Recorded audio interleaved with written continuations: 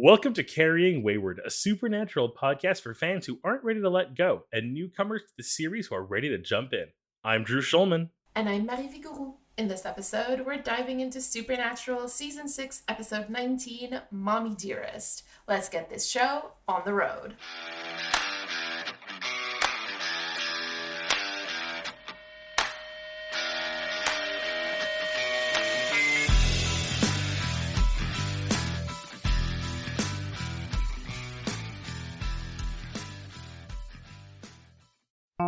Hi folks, we just want to let you know that at the beginning of this recording, Mary had some issues with her mic.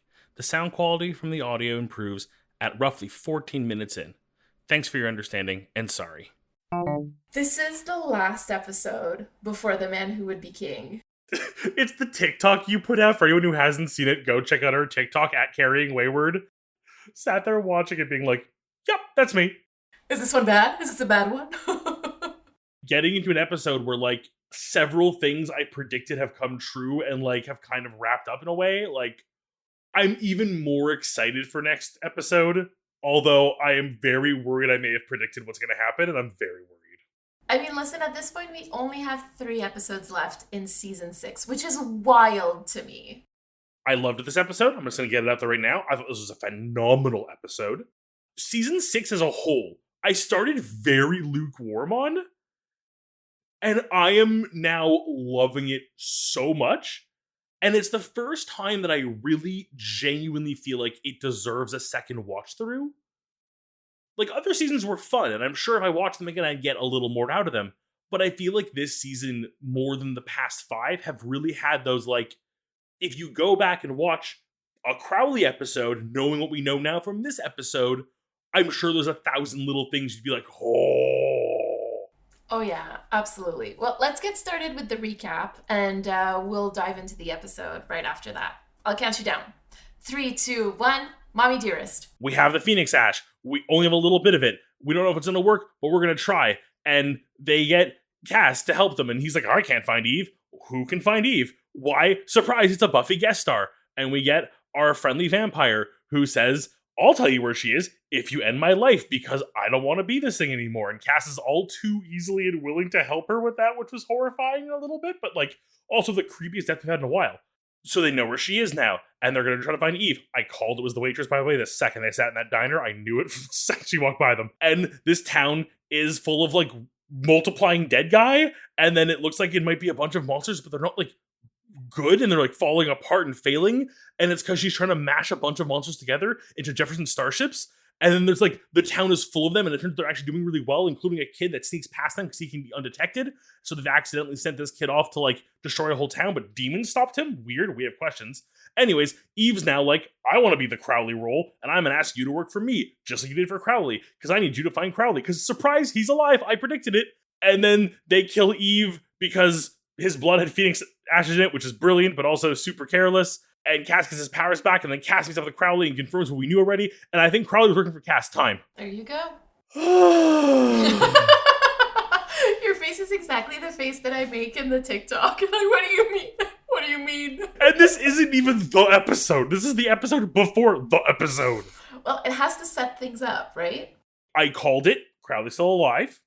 And you hinted at it, and I will say, very well done, madame, in that, would Cass make that mistake? And like, you're right. I don't think he would make that mistake. He wouldn't screw up like that, because accidents don't just happen accidentally, as we've learned. Listen, Drew, if you go back and listen not only to like the episodes, but like our episodes, you are going to be so mad at me. Like, our friendship will be changed. I'm telling you right now. Oh, this show has already done that, and I would say for the better, honestly. I don't know if this will be for the better. Let's go to the long game right away.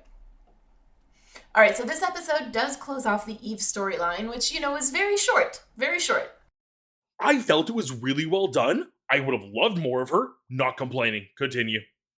I have some thoughts that we'll explore in the season recap with regards to Eve. But yeah, that closes off the Eve storyline.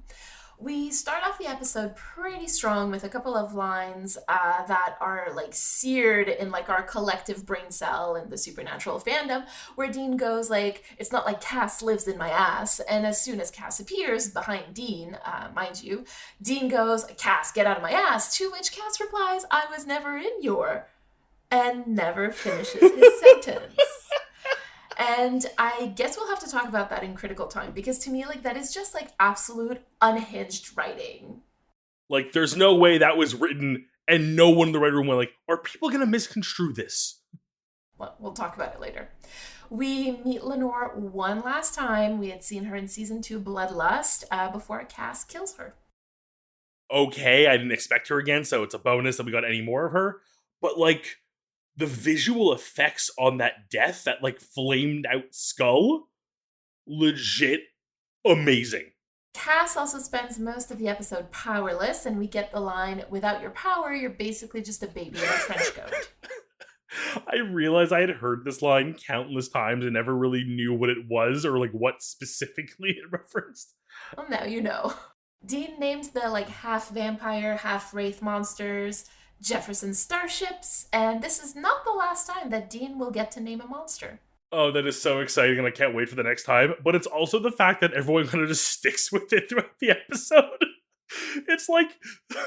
That's what Bobby said. Bobby's like, "You get to name it," and that's what he named it, and people went along with it, and I love them all for it. It's every time, I think it's only twice that Sam, like, specifically calls them out, and both times it is some of the greatest, like, just emotion. I don't know why, but I always have to hold myself back, because in my mind they're not Jefferson starships, they're Jefferson fishes or whatever. So I don't know. I have to like remind myself that they are Jefferson starships. Sorry, Dean. So like I mentioned earlier, like the boys finally come face to face with Eve, eventually killing her. Of course, no episode of Supernatural about a mother would be complete without a hefty dose of Mary Winchester. And today we even get Samantha Smith. Eve tells the brothers that Crowley is still alive. Called it. My boy ain't dead. She explains that Crowley wants souls because each soul holds power, and that together the souls create like an energy source more powerful than the sun. The power of the sun in the palm of his hands. Dangerous.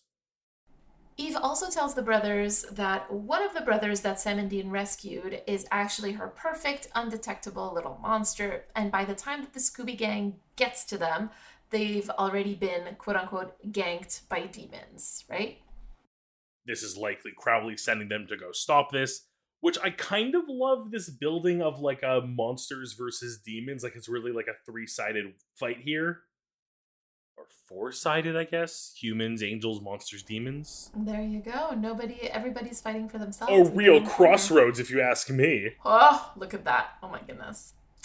The episode ends with Bobby and Sam questioning Cass, and perhaps with good reason, as I'm sure we'll be discussing later. Because the last scene shows Crowley in the diner asking Cass, "How many times am I going to have to clean up your messes?" How many puzzle pieces fall into place here of, like, you know, we clearly knew Cass was up to something and Rachel paid for that because she called him out for it. So clearly what he was up to is bad. And now we know it's working with Crowley. So Crowley's been trying to get all these souls seemingly for him, or trying to get purgatory for himself, when really it's to get the souls out of purgatory because Cass needs them. What could it possibly be that Crowley's willing to side with Cass and vice versa for this? Like, what is this ultimate ability, or what is this ultimate endgame for the two of them? I can't wait to find out.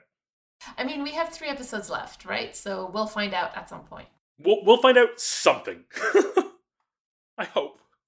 For us, anyway, within the next couple of weeks. Our theme this week is concealment. It has a Latin root that means to hide completely. And the definition that jumped up at me when I was reading about it is one that comes from the 14th century, which is about keeping something secret or to forbear to divulge. And there's a lot of pretty words in there, so I love that one. But I think that, like, what's interesting to me here, especially in regards to this episode, is this idea of, like, actively hiding something from someone. Because there's just like so much of that going on in this episode for our characters. I always kind of look at our themes like starting at our main focus, like Sam and Dean, and then moving outwards to see like where else it's relevant. And like occasionally Bobby might surprise us and be much more relevant than we expect. But really, like Cass steals the show this week. Like the inspiration for that, to be entirely honest, was like how Eve concealed her weapon within like the two brothers, right? So that's like the part of the narrative that kind of inspired this theme. And look at how much like we have in the notes in terms of like how that relates to the brothers and to Cass. So I think that's pretty cool. Do you want to get us started with Sam? I feel like Sam doesn't have much this week. Like his biggest thing is kind of this connection with Bobby where the two of them both sort of are putting the pieces together and going, something seems off with Cass. Like they kind of start to see like there might be something hidden from us here. And we'll get to Dean, but I kind of love that Dean doesn't see it because it really does say like there is something to their relationship that there is either more trust or more, like wiggle room and how much the one get away with. Whereas to Bobby and Sam, it really is just like any other person. So the fact that there might be something hidden there to them is they see it more quickly than Dean does. Absolutely. Like I think that Sam throughout the episode truly is hiding a lot of his thoughts and feelings from Dean. And I would argue that it actually starts when Bobby tells Dean that he might have to make the call, and Dean is all like huffing and puffing about it, and Sam says nothing. And I always found that really interesting. Like Sam is entirely silent during that time because like Bobby is there and he like opens the door for the conversation, and Sam is like right there in the threshold, like just waiting for Dean to say something, like anything really. Okay, this is gonna sound crazy, but like I've been watching My Get From Hell lately, and like every episode there's always like a moment of wait where like Jackson Galaxy, who is like the cat trainer, is gonna set up the cat to see like if it's going to react or how it's going to react after like about a month of training or whatnot. There's like this wait to see if it's going to do what like he wants it to do. And I sort of feel like that's what's happening here. Like Bobby did the setup for Dean, and Dean, like the traumatized cat that he is, like just doesn't take the food, or like he doesn't go through the threshold or whatever, like whatever we want to think about here. Like, and Sam is just kind of left there waiting, and this happens again later when Bobby raises questions about Cass at the end. And Sam reacts kind of the same way. And here he's not only silent, but he's like actively hiding his own thoughts and feelings. And he goes like, it's probably nothing. It's nothing. Like it's nothing. Obviously nobody believes him, but like he tries to hide it. If we're looking at like a spectrum, there's Bobby who's suspicious, there's Dean who goes nothing is wrong, and there's Sam who, while I believe, is leaning on the Bobby side of things, going like, yes, something's not adding up. He trusts Dean enough to say if Dean trusts Cass, I trust Cass. Interesting. That's not how I saw it, but I can definitely see that.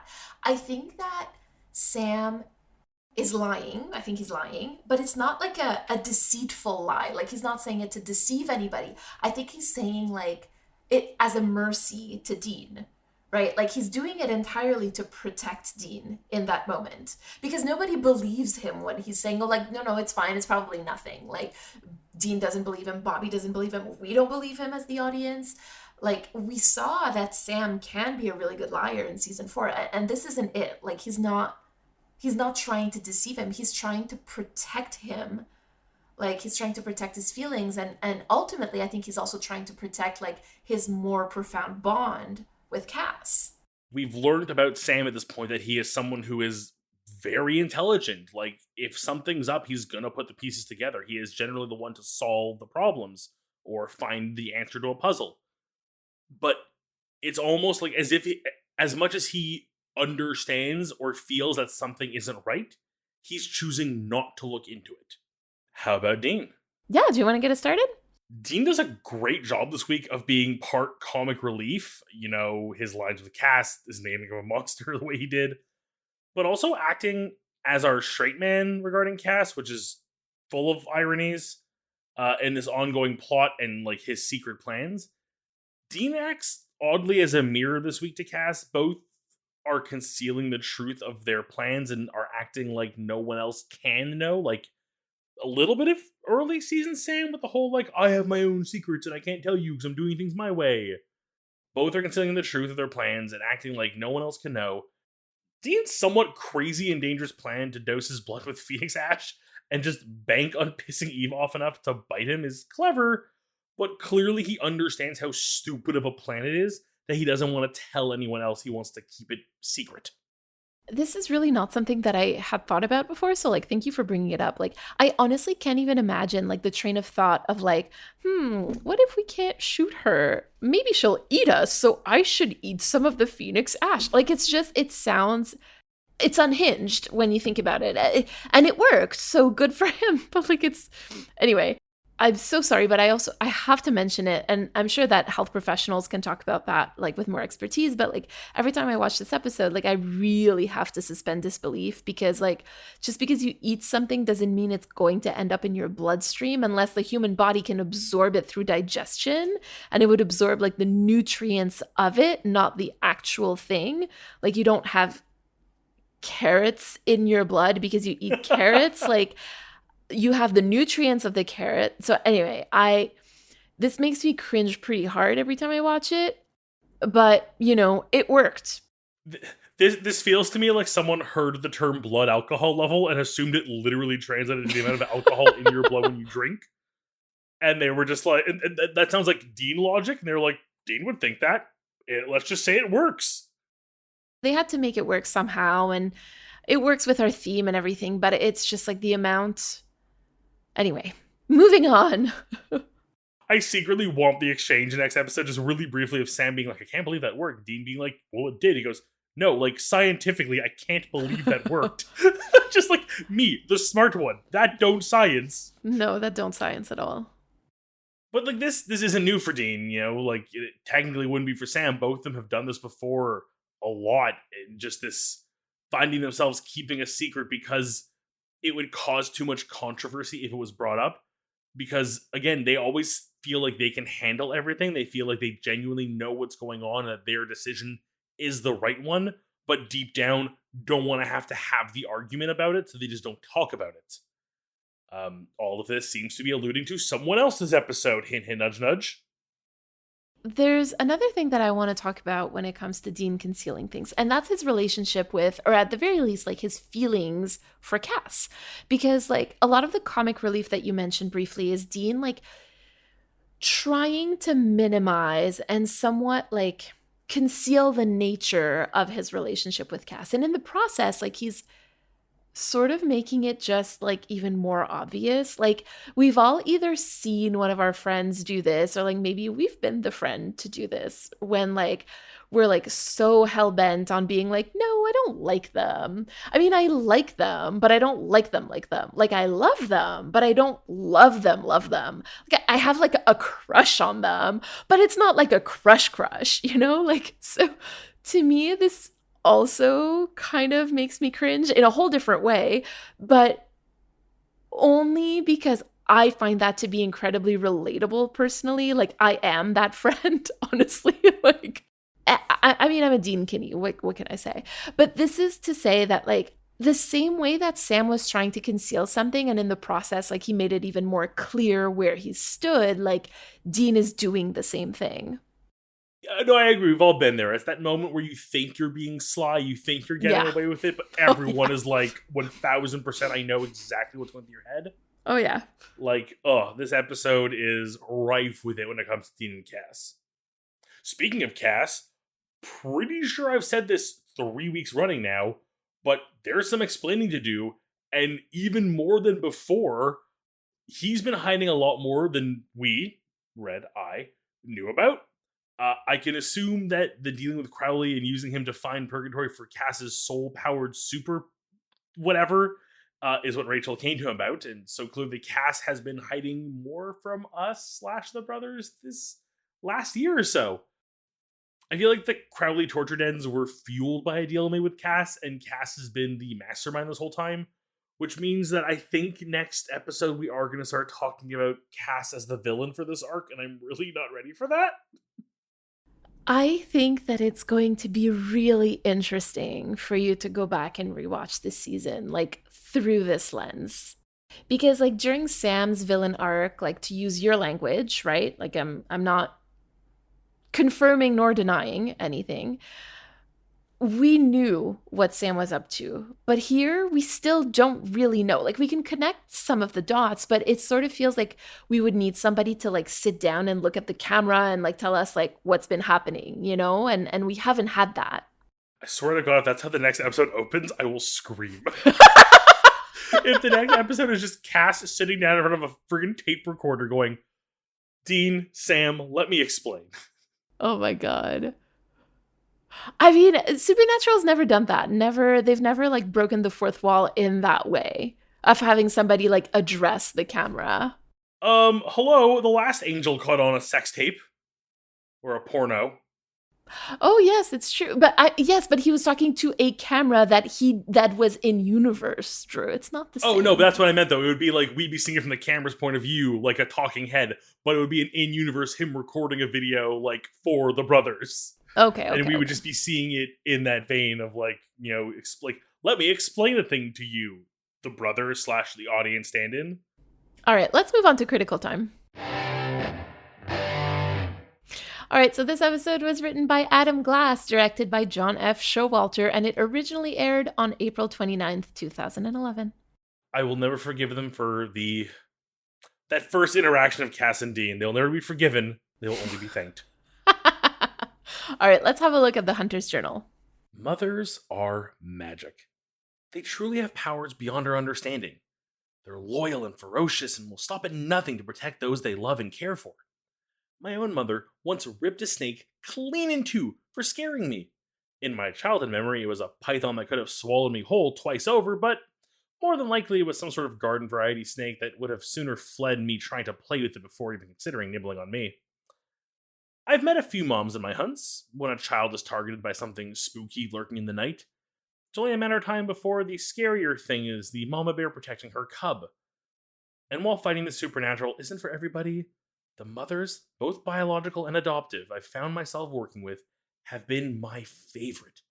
Nothing beats a partner who knows her way around a shotgun blindfolded while tending to a wound, and with the other hand all the while kicking you her to-go bag full of ammo, first aid kits, and road snacks. Mothers are amazing. Amazingly powerful and brave. But also a little horrifying.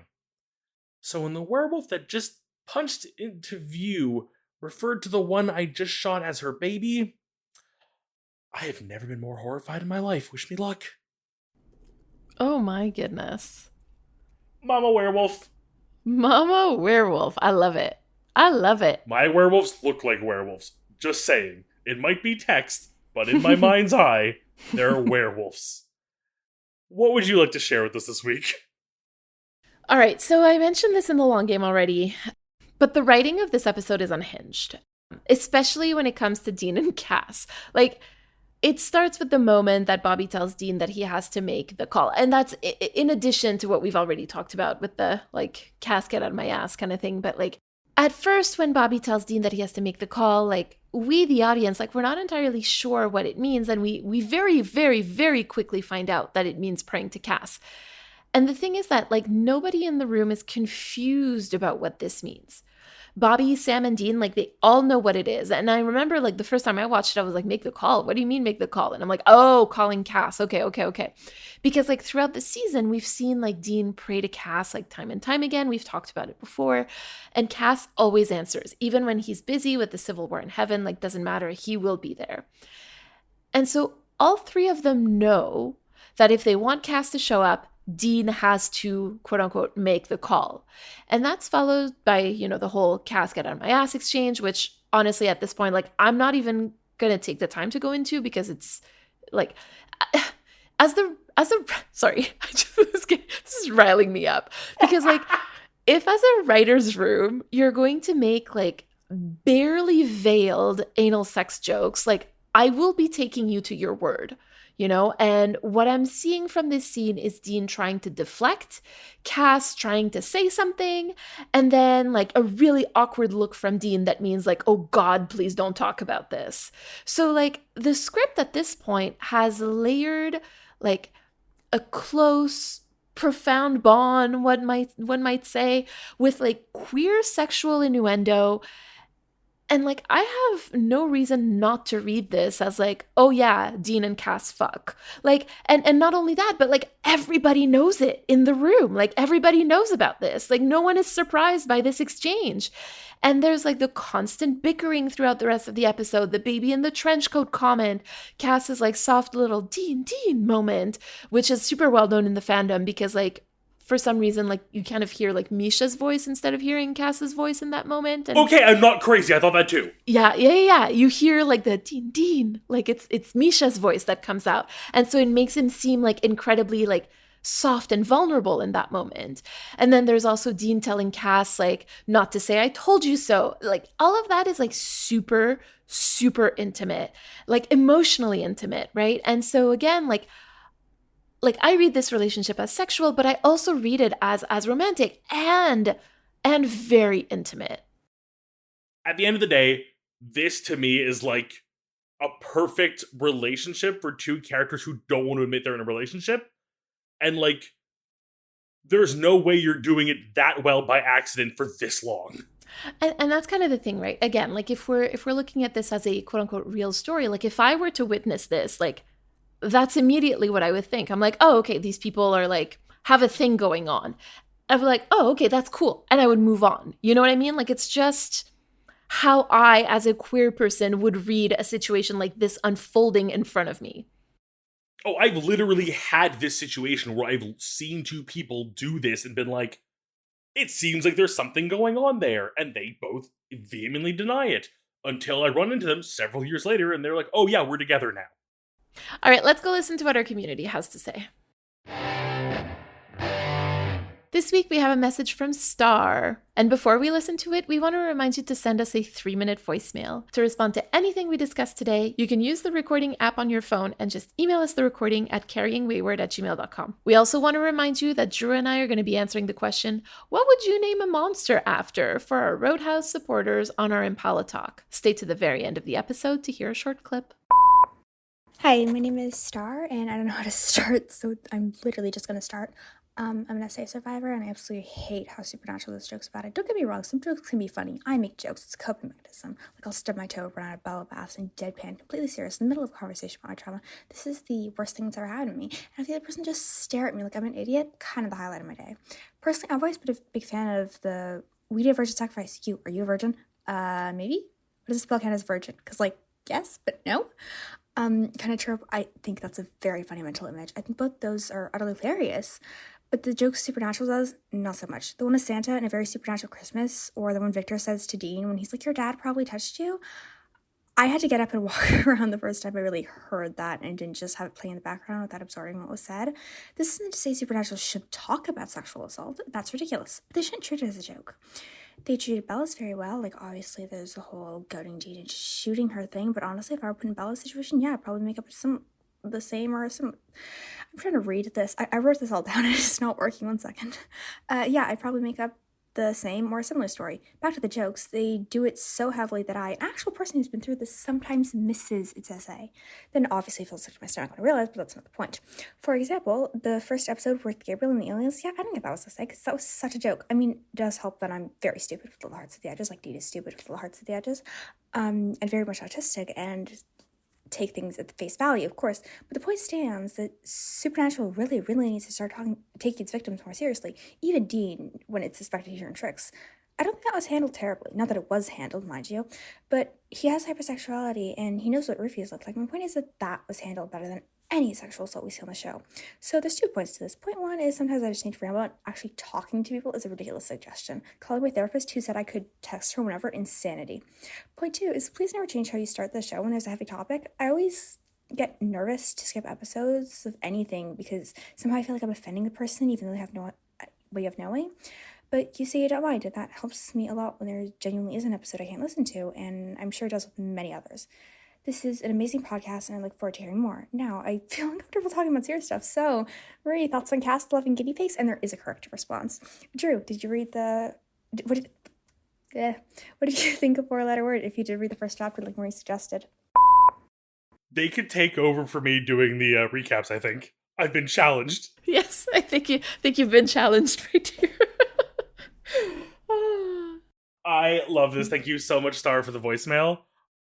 I love when people reach out and share their stories with us. I love seeing the show and our conversation through other people's eyes in a myriad of different subjects and ways and personal connections. And you are right. I think I'm not apologizing for the show, but it is a sign of its time because a lot of shows in this time period really use sexual assault as a joke. I know we've brought it up several times in the show and how it is done in incredibly poor taste. Even the times they try to play off like the old lady grabbing Sam's ass, like, again, not okay. But when they do breach it, those rare times where it's done with a bit more understanding, where it almost feels like they're skirting it in a way, but still making it known, it can be done well. I don't think it was ever done great, but done better. So I do love calling attention to that, and thank you for doing that. And for sharing with us. And I'm with you. I am someone, while I don't have many traumas to joke about, I do like taking my humor, my personal defacing humor, a little dark sometimes. It's fun. But to answer your final question, yes, I did read the first chapter, Four Letter Word. I know I need to go back and read more of it, but wow, was it fun. I think I literally texted Mary, I'm like, I did not realize how much smut you were sending me today. I approve, but it's smut. Star, thank you so much for sharing your thoughts with us. I completely agree with everything that you said about the way that Supernatural handles sexual assault. We're going to have a very specific storyline happening soon, frankly, with regards to sexual assault. And I've hinted at that already, Drew, so this isn't like news, but we are going to be talking about it a lot more. And the way that Supernatural handles it is abhorrent, in my opinion. Because at the end of the day, like when you're not taking it seriously, when you're making jokes about it, it hurts everybody. It hurts absolutely everybody. It hurts the people, first off, the people who have lived through the situation, who are victims, who have survived. And it also hurts like the general public who then thinks that this is something that's acceptable to do. And I think that sometimes it's actually quite nice to see it. And I'm not saying that media should always be like a model, but I just think that there are some topics that I think at some point warrant to be taken seriously. And I think that making jokes about it is probably like the worst way that you can handle it, because you're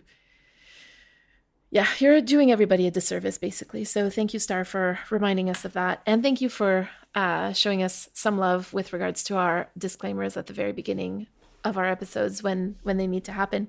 Now, for your questions about guinea pigs, I think... I know that there is a right answer to that. I wonder if we have the same right answer to it.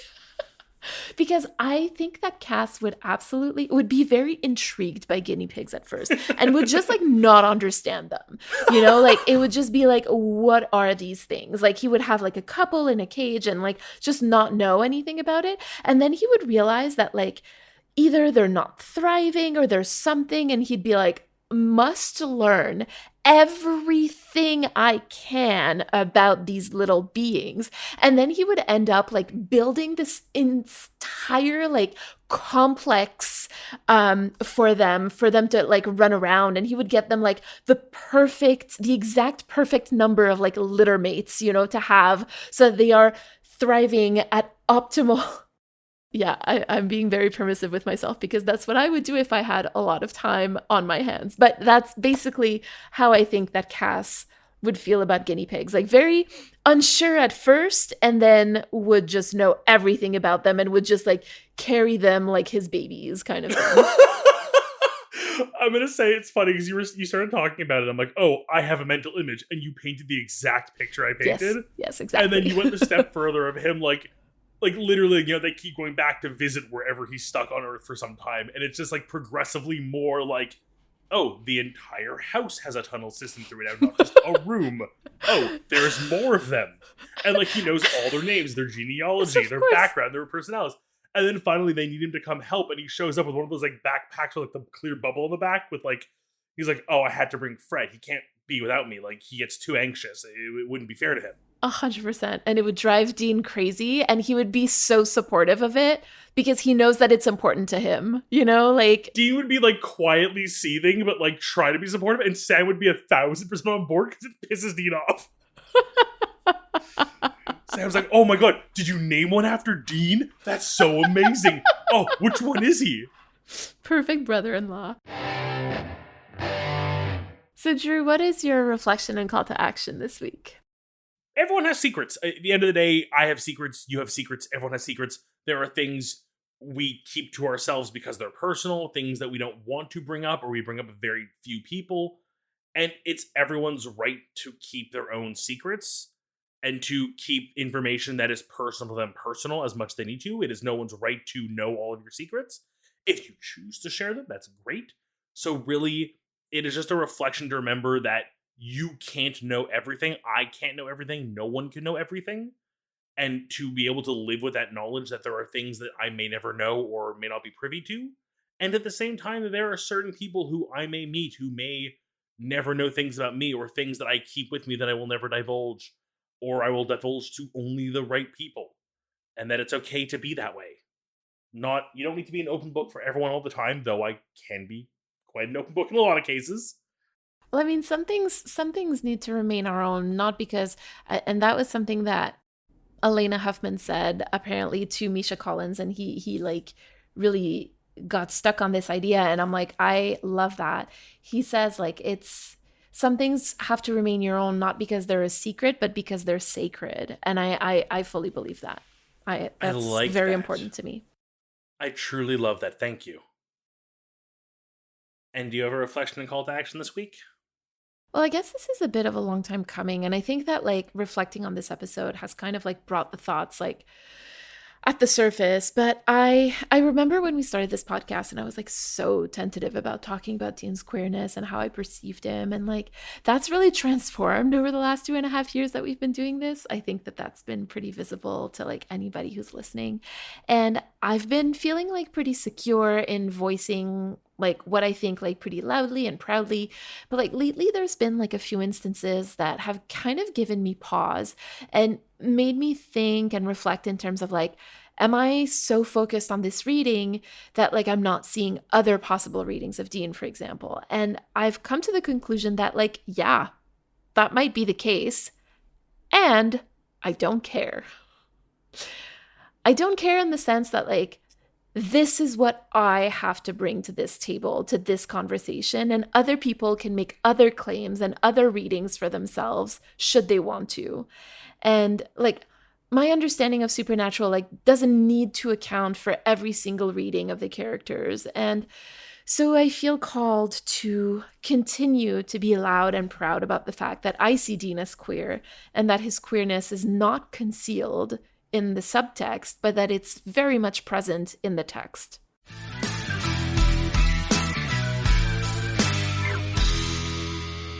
You've been listening to Carrying Wayward, a Supernatural podcast produced by Rochelle Castellano, hosted by Drew Schulman and myself, Marie Vigourou. Thank you to everyone supporting us on Ko-fi or Patreon, and an extra thank you to our bunker supporters, Katira, Elle, and Jeremiah Thomas. This week, we'd like to thank Star for their message. You can find the links to all our social media and our merch store at carryingwayward.com. And don't forget to leave us a rating and review wherever you listen to us. And if you like Carrying Wayward and you'd like to support us in our project to go through all 15 seasons of Supernatural, you can support us through Ko-fi or Patreon, and you can find those links at carryingwayward.com. Carry on, our wayward friends. I love this, and it's like you've heard those stories of people who have like they discovered a new like amoeba or something and they've named it after Pikachu because they're Pokemon fans. Like that gets my heartstrings tugged.